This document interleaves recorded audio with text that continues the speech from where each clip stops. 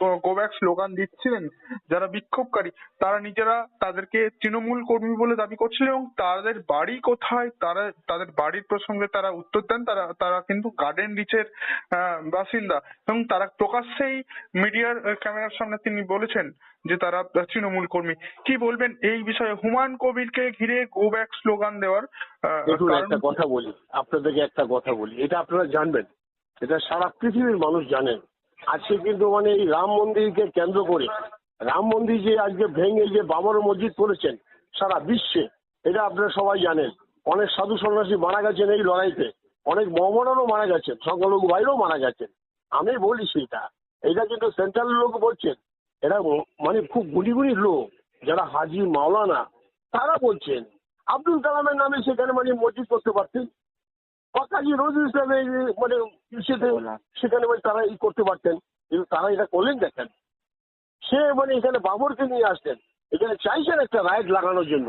হিন্দু মুসলমানের সঙ্গে রাইট হলে আজকে বলুন মুসলিমরা মরে শেষ হয়ে যাবে। কারণ কি আজকে যেমন হিন্দুরা মানে হচ্ছে রাজ্যে যে বলছে ব্রিগেডে গোব্যাক স্লোগান করেছেন, এটা তো সবে একটা নমুনা দেখলেন, শুধু একটা নমুনা। এরপর টেলার বাকি আছে, খেলাটা পুরো পিকচার বাকি আছে এখনো। ওকে এখানে কোনো মানে সভা করতে দেবেন? মুসলিমরা যদি মানে পেটাবে, অনেক মুসলিমরা এই মানে বাধা দিচ্ছেন যে না এখানে হবে না, এইখানে মানে গন্ডগোল করতে দেওয়া যাবে না। পশ্চিমবাংলা সে দেখুন একটা সোনাদুলি দেশ, এখানে অনেক মনি ঋষি জন্ম হয়েছেন, অনেক মানে মানে সায়েন্টিস্ট জন্ম হয়েছেন, অনেক কবি জন্ম হয়েছেন এখানে, এখানে অনেক ভগবান জন্ম হয়েছে, শ্রীকৃষ্ণ ভগবান, চৈতন্য মহাপ্রভু, আরো অনেক কত কিছু আছে প্রভুরা আছেন, তারা এখানে জন্ম হয়েছেন। ভগবান সৃষ্টি হয়েছে এই দেশ, এই দেশের মধ্যে কলঙ্ক লাগাতে চাইছেন আজকাল এই বাবরের মসজিদ নিয়ে। ওই হুমায়ুন কবির একটা পয়েন্ট, আমি আপনাকে ল্যাঙ্গুয়েজটা আমি টুইট করে নিলাম, আমি রাখতে ধরে রাখতে পারছি না। ও এত বড় অসভ্য, ওর কোনো জাতের কোনো ঠিক আছে বলুন তো? আজ সিপিএম, কাল কংগ্রেস, তারপরে বিজেপি, এরপরে তৃণমূল, ও কোথায় কি চাইছেন? ও হচ্ছে একটা জাত, একটা বিজনেস করেছে। আজকে জানুন এই বাবরি মসজিদকে কেন্দ্র করে ও 500 কোটি টাকা কামিয়ে নিয়েছেন। আপনারা সারা জানেন, সারা পৃথিবীর মানুষ জানেন, সারা ভারতবর্ষের মানুষ জানেন। আর আমি বলতে চাই একটাই কথা, কোনো মতেই ওই বাবরের মসজিদ ওখানে করা যাবে না, যাবে না, আর হবেও না, এটা জেনে রাখুন। সবে তো শুরু হয়েছেন, হুমায়ুন কবিরের ছেলেকে সবে অ্যারেস্ট করেছেন, ওকে অবজার্ভে রেখেছেন, ওকে ছেড়েছেন ঠিকই। এবার হুমায়ুন কবিরকে ধরবে এমন কিছু করবেন না, ওকে একদম কোনো গাদায় ঢুকিয়ে দেবেন। এর নাম মমতা ব্যানার্জি, মাথা রাখতে হবে আপনাকে। উনি কিন্তু খুব কঠোর মহিলা, উনি কিন্তু নীতিবাদক লোক। নীতি বিরুদ্ধে যদি কোনো মানুষ যদি সোচ্চার হয়, উনি প্রাণও দেবেন। আপনারা দেখেছেন উনি যখন সরকারে আসেননি অনেক আন্দোলন করেছেন, ওনার সারা শরীরটা ভাঙা, হাত পা সব ভেঙে ফেলেছেন, কিন্তু ওনার আন্দোলন থেকে উনি সরেননি, এক ইঞ্চিও সরেনি। আমি বলবো মমতা ব্যানার্জিকে জনার্দন, জনগণ হচ্ছে জনার্দন, আজকে ভোট দেবেন, মানুষ ভোট দেবেন, মানুষ ঠিক করবেন।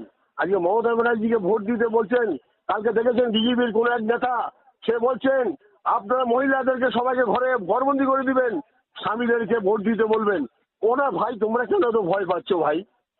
লক্ষ্মী ভান্ডার নিয়ে তোমরা বলছো একটা অনেক কিছু ব্যঙ্গ করেছো, আজকে লক্ষ্মী ভান্ডার দিচ্ছেন মহিলাদেরকে, মহিলাদেরকে সম্মান করেছেন, ভারতবর্ষের মানুষ এটা দেখতে পাচ্ছেন, সারা পৃথিবীর মানুষ দেখতে পাচ্ছেন। তাহলে তোমরা বলছো মহিলাদেরকে ঘরে রেখে ভোটটা দিয়ে যাবেন ভাই, জোড়া ফুলে কিন্তু দেবে না, পদ্ম ফুলের ছাপ দেবে। এই সমস্ত হুঙ্কার দিয়ে কোনো লাভ হবে? জনগণ জনার্দন, জনগণ যদি চায়, এই সরকার যদি ভুল কাজ করে এই সরকারকে ফেলে দেবে।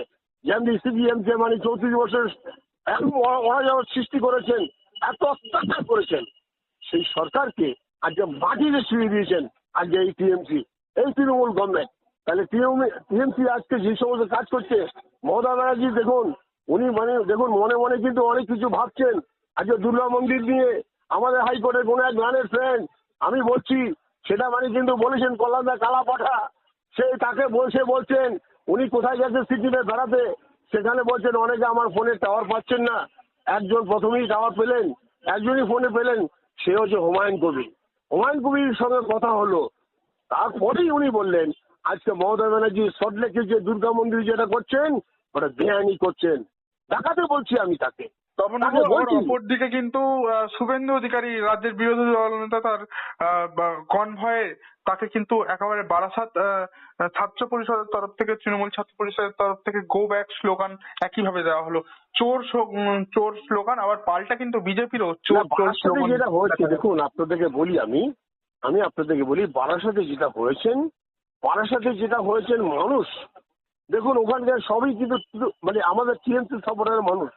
আজকেও কিন্তু জানেন কংগ্রেস, সিপিএম, বিজেপিরও কিছু লোক ছিলেন ওখানে, অনেকে চাইছেন না, শুভেন্দু অধিকারী সহ্য করতে পারছেন না।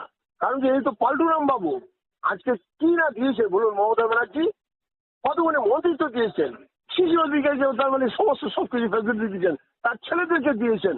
আজকে নন্দী গ্রামে মানে যে সমস্ত অত্যাচার করছেন এই শুভেন্দু বাবু, তার কি বিচার চাবেন না? তার জন্যই মানে কিন্তু গো ব্যাক স্লোগান করেছেন।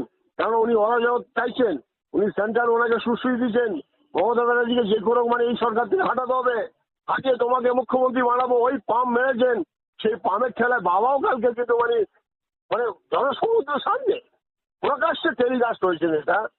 কিন্তু ওনার মন হৃদয় কাঁদছিলেন, পায়ে হাত দিয়ে মানে মাটিতে হাত দিয়ে ক্ষমা চাইছেন, আমাকে ক্ষমা করবেন আপনারা, আমি এটা ভুল একটা ডিসিশন নিচ্ছি কিনা ঠিক নিচ্ছি সেটা আপনারা বলবেন। কেন এই কথা বলছেন জানেন? আজকে উনি মনে প্রাণে টিএমসি কে সাপোর্ট করেন, ভালোবাসেন, ওনাকে জোর করে এটা করানো হয়েছে। আজকে শুভেন্দু অধিকারী যে সমস্ত করছেন, দেখুন না, 26-এ ইলেকশন ঠিক মতো যদি হয়, এটা যদি কমপ্লিট না হওয়া পর্যন্ত 26-এ ইলেকশন হতে পারে না, হবে না।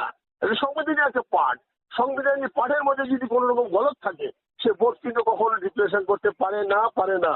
যদিও ইলেকশন হয়, ভোট থাকবে বিজেপি। কারণ কি জানেন, মানুষ কিন্তু মানে সোচ্চার হয়েছেন। আজকে দেখুন এই হুমায়ুন কবির সেই দলটা করেছেন, দলের প্রথম মানে ফুল ফর্ম দিয়ে দেখবেন বিজেপির সেখানে একটা অঙ্ক লাগিয়েছেন সে। আমার বক্তব্য হচ্ছে যে সে আজকে আস্তানা পেল কাটতে, সেন্ট্রাল কি মানে চোখে তুলসী পাতা দিয়ে রেখেছেন।